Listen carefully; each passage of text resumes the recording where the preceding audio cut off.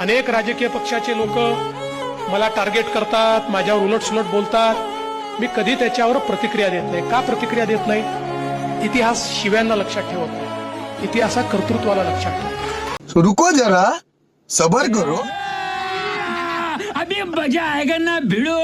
भारतीय जनता पक्षाचे अध्यक्ष जे.पी. नड्डा साहेब तेही पाठीशी आहेत, त्यांना मी धन्यवाद दिलेत, आताही देतो. सगळ्यात मोठे कलाकारी आहेत.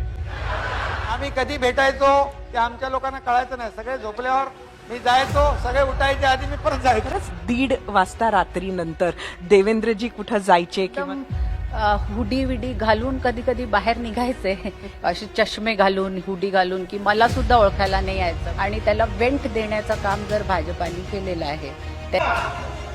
देवेंद्रजी फडणवीसच्या आदेशानं तमाम महाराष्ट्रामध्ये पहिल्यांदा बंडखोरी करू. समझ रहे हो ना.